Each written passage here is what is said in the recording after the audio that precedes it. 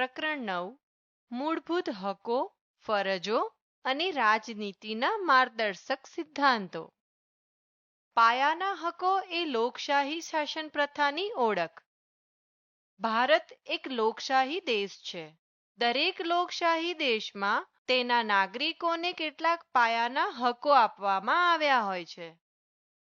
આ હકો બધા જ નાગરિકો કોઈ પણ જાતના ભેદભાવ વિના ભોગવે છે. એ હકોના રક્ષણની ખાતરી આપવામાં આવી હોય છે. આવા પાયાના હકો એ લોકશાહી શાસન પ્રથાની ઓળખ છે. બંધારણમાં મૂળભૂત હકો. મિત્રો, આપણું બંધારણ 6 મૂળભૂત હકોની ખાતરી આપે છે. હકોનો બંધારણમાં સમાવેશ અને તેના રક્ષણની ખાતરી એ આપણા બંધારણનું એક મહત્વનું લક્ષણ છે.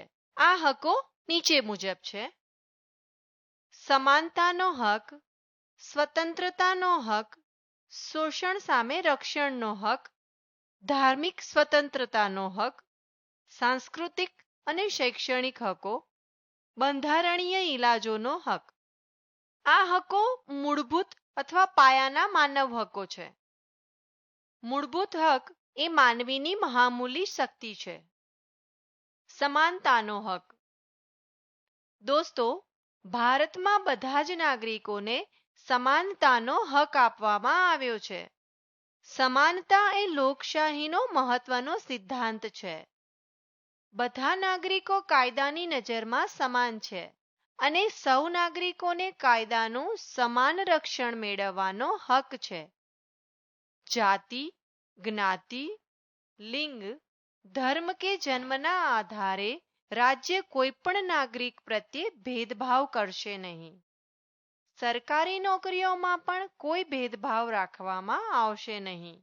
જો કે આ હકની બાબતમાં કેટલાક અપવાદ રાખવામાં આવે છે. જેમ કે અનુસૂચિત જાતિઓ, જનજાતિઓ અને અન્ય પછાત વર્ગો માટે ખાસ જોગવાઈઓ કરે તો તેને સમાનતા હકનો ભંગ ગણાશે નહીં. એ અન્વયે એ સમૂહો માટે અનામત બેઠકો રાખવામાં આવે છે. અસ્પૃશ્યતા એ ભારતીય સમાજનું કલંક છે. બંધારણે અસ્પૃશ્યતાને નાબૂદ કરી છે. અસ્પૃશ્યતાનું આચરણ સજાપાત્ર ગુનો બને છે. સમાજમાં કૃત્રિમ ભેદભાવો ઊભા કરતા ઇલકાબો અને ખિતાબો પણ નાબૂદ કરવામાં આવ્યા છે. આમ, આ હકનો ઉદ્દેશ્ય સમાનતાવાળા સમાજની સ્થાપના કરવાનો છે. સ્વતંત્રતાનો હક. મિત્રો, સ્વતંત્રતાના હકમાં નીચેની સ્વતંત્રતાઓનો સમાવેશ કરવામાં આવ્યો છે: વાણી અને અભિવ્યક્તિની સ્વતંત્રતા, શાંતિપૂર્વક શસ્ત્રો વિના એકત્ર થવાની સ્વતંત્રતા, મંડળો અને સંઘો રચવાની સ્વતંત્રતા, ભારતમાં ગમે તે સ્થળે મુક્ત રીતે હરવા ફરવાની સ્વતંત્રતા, ભારતમાં કોઈ પણ ભાગમાં રહેવાની અને સ્થાયી થવાની સ્વતંત્રતા, કોઈ પણ વ્યવહાર, ધંધો રોજગાર કે વેપાર કરવાની સ્વતંત્રતા, વ્યક્તિગત સ્વતંત્રતા અને જીવનની સ્વતંત્રતા. શોષણ સામેના હક. મિત્રો, આ હક દ્વારા દરેક નાગરિકને શોષણ સામે રક્ષણ આપવામાં આવ્યું છે. આ હક દ્વારા ગુલામી પ્રથા, ફરજિયાત વેટ પ્રથા, બાળમજૂરી, લોહીના વેપાર પર પ્રતિબંધ મૂકવામાં આવ્યો છે. આ પ્રકારના શોષણ સામે વ્યક્તિને હક આપવામાં આવે છે. વેતન ચૂકવ્યા વિના અને સાવ મામૂલી વેતન આપીને કેટલાક લોકો પાસે ફરજિયાત મજૂરી કરાવવામાં આવતી હતી. કુમળી વયના બાળકો પાસે વધુ પડતું કામ લેવામાં આવે, ફેક્ટરીઓ, ખાણો કે એવી જોખમકારક જગ્યાઓ પર તેમને મજૂરીએ રાખવામાં આવે તે પણ તેમનું શોષણ ગણાય. 14 વર્ષની નીચેના બાળકો, કિશોરોને આવા જોખમ ભરેલા કાર્યોમાં રાખી શકાય નહીં એવી બંધારણમાં જોગવાઈ કરવામાં આવી છે. બાળમજૂરી કાનૂન હેઠળ તે સજાપાત્ર ગુનો બને છે. ધાર્મિક સ્વતંત્રતાનો હક. દોસ્તો, ભારતના બંધારણે ધાર્મિક સ્વતંત્રતાના હક દ્વારા નાગરિકને કોઈ પણ મનપસંદ ધર્મ પાળવાની, ધાર્મિક ક્રિયાઓ કરવાની અને તેમનો પ્રચાર કરવાની સ્વતંત્રતા આપવામાં આવી છે. રાજ્ય કોઈ પણ ધર્મ પ્રત્યે પક્ષપાત કે ભેદભાવ રાખશે નહીં. રાજ્ય દ્વારા ચાલતી કોઈ સંસ્થા ધાર્મિક શિક્ષણ આપી શકશે નહીં. આ હક મુજબ નાગરિક ધર્મ પ્રચાર માટે સંસ્થાઓ સ્થાપી શકે છે, મુક્તપણે તેનું સંચાલન કરી શકે છે, ફંડ ફાળો એકઠો કરી શકે છે, તેમજ મિલકત પણ ધરાવી શકે છે. આ હકને કેટલીક મર્યાદાઓ છે, જેમ કે રાજ્યના વહીવટ, નીચેની કે રાજ્યની નાણાકીય મદદ વડે ચાલતી કોઈ પણ શિક્ષણ સંસ્થામાં ધાર્મિક શિક્ષણ આપવાની મનાઈ છે. જાહેર આરોગ્ય, જાહેર વ્યવસ્થાની જાળવણી વગેરે બાબતોને ધ્યાનમાં રાખી રાજ્ય જરૂરી નિયંત્રણો મૂકી શકે છે. સાંસ્કૃતિક અને શૈક્ષણિક હકો. દોસ્તો, આ હકો સાંસ્કૃતિક, ભાષાકીય અને ધાર્મિક લઘુમતીઓ માટે અતિ મહત્વના છે. ભારતમાં વિવિધ ધર્મ, ભાષાઓ, જુદી જુદી સંસ્કૃતિ ધરાવતા લોકો રહે છે. દરેક સમુદાયને પોતાની ભાષા, લિપિ જાળવવાનો અને તેનો વિકાસ કરવાનો હક છે. લઘુમતી કોમો ભાષાકીય અને ધાર્મિક દ્રષ્ટિએ પોતાની શિક્ષણ સંસ્થાઓ સ્થાપી શકે છે અને તે માટે તેમને નાણાકીય સહાય રાજ્ય આપે છે. રાજ્ય દ્વારા ચાલતી કે રાજ્યની મદદથી ચાલતી શિક્ષણ સંસ્થામાં પ્રવેશ આપવાની બાબતમાં ધર્મ કે ભાષાને આધારે ભેદભાવ કરી શકાય નહીં. આમ તેઓ પોતાની સંસ્કૃતિનું જતન અને વિકાસ કરી શકે છે. બંધારણીય ઇલાજોનો હક. દોસ્તો, બંધારણીય ઇલાજોનો હક એ મૂળભૂત હકોનું જ નહીં, પણ આપણા બંધારણનું પણ એક વિશિષ્ટ લક્ષણ છે.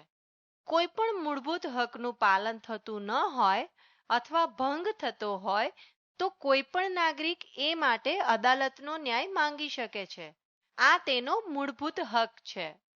આ હકોના રક્ષણ માટે અદાલતો હાજર હુકમ, કર્તવ્ય હુકમ, મનાઈ હુકમ વગેરે હુકમો, આદેશો બહાર પાડી શકે છે. આ હક અન્વયે અદાલતોની એ ફરજ બને છે કે તેમની પાસે આવેલી ફરિયાદો બરાબર સાંભળીને નાગરિકોને ન્યાય આપવો, નાગરિકોના મૂળભૂત હકોનું રક્ષણ કરવું. આ હક મહત્વનો સ્વીકારતા ડોક્ટર આંબેડકરે આ હકને બંધારણના આત્મા સમાન ગણાવ્યો. નાગરિકની મૂળભૂત ફરજો. દોસ્તો, નાગરિકની મૂળભૂત ફરજોનો મુખ્ય હેતુ દેશપ્રેમ, કેટલાક ઉચ્ચ આદર્શો અને મૂલ્યો પ્રત્યે જાગૃતિ અને રાષ્ટ્રને ઉન્નત બનાવવા માટે નાગરિકને પ્રતિબદ્ધ કરવાનો છે. આપણા બંધારણમાં નાગરિકોની ફરજો નીચે મુજબ સમાવિષ્ટ કરવામાં આવી છે. નાગરિકે બંધારણ, રાષ્ટ્રધ્વજ અને રાષ્ટ્રગીતનો આદર કરવો, બંધારણ અને રાષ્ટ્રને વફાદાર રહેવું, સ્વતંત્ર સંગ્રામના ઉદ્ધત વિચારો અને આદર્શો અનુસરવા, ભારતના સાર્વભૌમત્વ, એકતા અને અખંડિતતાનું રક્ષણ કરવું, રાષ્ટ્રને આપત્તિ સમયે મદદરૂપ થવું તેમજ દેશનું રક્ષણ કરવું અને રાષ્ટ્ર સેવામાં જોડાવું, દેશના બધા લોકો વચ્ચે ભાઈચારાની ભાવના ખીલવવી.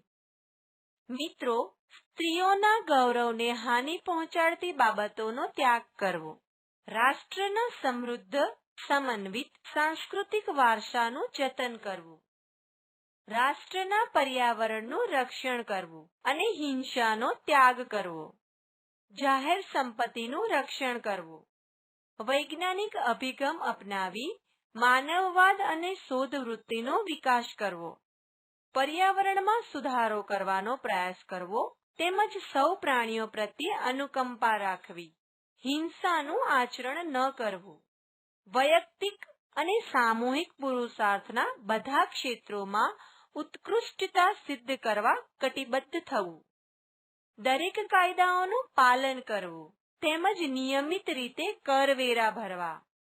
રાજનીતિના માર્ગદર્શક સિદ્ધાંતો આ મુજબ દર્શાવ્યા છે. દોસ્તો, માનવીના સર્વતોમુખી વિકાસ માટે અત્યંત આવશ્યક એવા બીજા કેટલાક હકોનો સમાવેશ આ સિદ્ધાંતોમાં કરવામાં આવ્યો છે, જેમ કે કામ કરવાનો હક, સમાન કામ માટે સમાન વેતન મેળવવાનો હક, જીવન નિર્વાહના જરૂરી સાધનો મેળવવાનો હક, 14 વર્ષ સુધી મફત અને ફરજિયાત શિક્ષણ પ્રાપ્ત કરવાનો હક વગેરે. સંપત્તિ અને ઉત્પાદનમાં સાધનોનું કેન્દ્રીકરણ ન થાય તેવી નીતિઓ ઘડે અને તેમનો અમલ કરે. સમાજના ભૌતિક સંસાધનો, પાણી, જમીન, વનોનું વિતરણ સર્વ કલ્યાણ માટે થાય તેવો પ્રયાસ કરે. શ્રમિકો અને કુમળી વયના બાળકોનું આરોગ્ય જળવાય અને લાચારીને કારણે આરોગ્યને હાનિ કરે તેવા કામ કરવાની તેમને ફરજ ન પડે તે માટે રાજ્ય ઘટતા પગલાં ભરે. જાહેર સ્વાસ્થ્યને નુકસાન કરે એવા દારૂ જેવા માદક પીણા અને કેફી પદાર્થોના સેવન પર પ્રતિબંધ મૂકવો. ખેતી, પશુપાલન, ગૃહ ઉદ્યોગો, કુટીર ઉદ્યોગો વગેરેને ઉત્તેજન આપે. દુધાળા પ્રાણીઓની કતલ થતી અટકાવવી. આપણા વનો, વન્યજીવન, પર્યાવરણ વગેરેનું રક્ષણ કરવા પગલાં ભરવા. પ્રાચીન, ઐતિહાસિક, રાષ્ટ્રીય મહત્વના સ્મારકોનું રક્ષણ કરે. બને છે. બંધારણ, રાષ્ટ્રધ્વજ કે રાષ્ટ્રગીતનો અનાદર કરી શકાય નહીં. મિત્રો, આપણું બંધારણ એક જીવંત અને કાયદાકીય દસ્તાવેજ છે. તેથી તેની કલમો કે પેટા કલમોનું ઉલ્લંઘન એ ગુનો બને છે. આપણા રાષ્ટ્રધ્વજ અને રાષ્ટ્રગીત દેશની રાષ્ટ્રીય એકતા, ગૌરવ, સ્વાતંત્ર્યના રાષ્ટ્રીય પ્રતીકો છે. તેમના ગૌરવ અને શાન જાળવવા એ ભારતના દરેક નાગરિકની મૂળભૂત ફરજ છે. કાયદાના ભંગ બદલ જુદી જુદી સજાઓ થઈ શકે છે. જાહેર સંપત્તિને નુકસાન કરવું એ પણ ગુનો છે. આમ બંધારણ, રાષ્ટ્રધ્વજ અને રાષ્ટ્રગીતનો અનાદર કરી શકાય નહીં. સ્વાતંત્ર્યતાઓ અમર્યાદિત હોઈ શકે નહીં. દોસ્તો, બંધારણે સ્વતંત્રતાના હક મુજબ 6 પ્રકારની સ્વતંત્રતાઓ આપી છે. એ સ્વતંત્રતાઓ નાગરિકે કેટલીક મર્યાદાઓ હેઠળ ભોગવવાની હોય છે. આપણે સમાજમાં રહીએ છીએ, જેથી સમાજના હિત અને સલામતી ધ્યાનમાં રાખવા પડે છે. જાહેર વ્યવસ્થા, દેશની એકતા અને અખંડિતતા, અદાલતનો તિરસ્કાર, બદનક્ષી, સુરુચિ અને નીતિમત્તા, હિંસા માટેની ઉશ્કેરણી જેવી બાબતોને ધ્યાનમાં રાખી આ સ્વતંત્રતાઓ પર કાયદા દ્વારા વ્યાજબી મર્યાદાઓ મૂકી શકાય. આમ કહી શકાય કે સ્વતંત્રતાઓ અમર્યાદિત હોઈ શકે નહીં. એસટી બસો પર પથ્થરમારો ન કરવો જોઈએ. મિત્રો, એસટી બસો એ જાહેર મિલકત કહેવાય. જાહેર મિલકત એ પ્રજા ઉપયોગી છે. તેથી તેનું રક્ષણ કરવું એ નાગરિકની મૂળભૂત ફરજ છે. જાહેર સંપત્તિને નુકસાન કરવું એ પણ ગુનો બને છે. તેથી એસટી બસો પર પથ્થરમારો ન કરવો જોઈએ. સૌ ધર્મો પ્રત્યે આદર રાખવો જોઈએ. દોસ્તો, ભારતમાં દરેક નાગરિકને ધાર્મિક સ્વતંત્રતાના હક દ્વારા તે પોતાના મનપસંદ ધર્મ પાળી શકે છે. ધાર્મિક સ્વાતંત્ર્યના હક દ્વારા બધા ધર્મોની પ્રજા વચ્ચે ભાઈચારાની ભાવના, સર્વધર્મ સમભાવ, સમાનતા વગેરે વિકસે છે. ભાઈચારાની ભાવના ખીલવવી એ નાગરિકની મૂળભૂત ફરજ છે. આથી દેશની બધી પ્રજાઓ ધાર્મિક સહિષ્ણુતા દાખવી બધા ધર્મો પ્રત્યે આદર રાખવો જોઈએ, જેથી દેશમાં ભાઈચારાની ભાવના ટકી રહે. ગાય જેવા દુધાળા પ્રાણીઓની કતલ ન કરવી જોઈએ. મિત્રો, સૌ પ્રાણીઓ પ્રત્યે અનુકંપા રાખવી એ નાગરિકની મૂળભૂત ફરજ છે. રાજ્ય પશુપાલનને ઉત્તેજન આપે તેમજ દુધાળા પ્રાણીઓની કતલ થતી અટકાવે એવો આદેશ રાજ્યને રાજ્યનીતિના માર્ગદર્શક સિદ્ધાંતમાં આપવામાં આવ્યો છે. દુધાળા પ્રાણીઓની કતલથી પશુપાલન, પશુ સંવર્ધન પર અસર પડે છે. દેશમાં થયેલો ડેરી ઉદ્યોગનો વિકાસ ગાય, ભેંસ જેવા દૂધાળા પશુઓને આભારી છે. ખેતીમાં બળદનો ઉપયોગ થાય છે. બળદ એ ગાયનું સંતાન છે. આદેશ મુજબ કેટલાક રાજ્યોએ કાયદા દ્વારા દૂધાળા પ્રાણીઓની કતલ કરવા પર પ્રતિબંધ મૂક્યો છે. દૂધાળા પ્રાણીઓની ઉપયોગિતાને ધ્યાનમાં રાખીને આપણે ગાય જેવા પ્રાણીઓની કતલ ન કરવી જોઈએ. સમાજના પછાત અને નબળા વર્ગો માટે અનામત બેઠકો રાખી શકાય. દોસ્તો, ભારતમાં રાજકીય લોકશાહીની સાથે સાથે સામાજિક અને આર્થિક લોકશાહીની તેમજ સામાજિક ન્યાયની સ્થાપના માટે મૂળભૂત હકોમાં સમાનતાના મૂળભૂત હકનો સમાવેશ કરવામાં આવ્યો છે. ભારતના સમાજમાં અનેક પ્રકારની અસમાનતાઓ છે. આ અસમાનતાઓથી પછાત અને નબળા વર્ગો હકોથી વંચિત રહ્યા છે, જેથી તેમનો સમાન વિકાસ થયો નથી. સમાન ધોરણે વિકાસ થાય તો જ નૂતન સમાજ વ્યવસ્થા સ્થાપી શકાય. માટે સરકારી નોકરીઓમાં અને શૈક્ષણિક સંસ્થાઓમાં અનામત બેઠકો રાખી શકાય. રાજ્યની મદદથી ચાલતી શિક્ષણ સંસ્થામાં ધર્મને આધારે ભેદભાવ રાખી શકાય નહીં. મિત્રો, ભારતમાં વિવિધ ધર્મ પાળનારા, વિવિધ ભાષાઓ બોલનારા અને જુદી જુદી સંસ્કૃતિ ધરાવતા લોકો રહે છે. આ બધાને આધારે ચાલતી લઘુમતીઓના હકોનું રક્ષણ કરવાની બાંયધરી બંધારણમાં આપવામાં આવી છે. દરેક વ્યક્તિને કોઈપણ જાતના ધર્મ ભાષાના ભેદભાવ વગર શિક્ષણ મેળવવાનો હક છે. માટે ભેદભાવ રાખી શકાય નહીં. જરૂર પડે ત્યારે દરેક નાગરિકે લશ્કરમાં જોડાવું જોઈએ. દોસ્તો, ભારતના દરેક નાગરિકની એ ફરજ છે કે રાષ્ટ્રના સાર્વભૌમત્વ અને અખંડિતતાના રક્ષણમાં તે પોતાનો ફાળો આપે અને સમાજમાં સંવાદિતતા અને એકલાસ જાળવવામાં પોતાનું યોગદાન આપે. આથી જરૂર જણાય ત્યારે નાગરિકે દેશનું રક્ષણ કરવું અને લશ્કરમાં જોડાવું જોઈએ.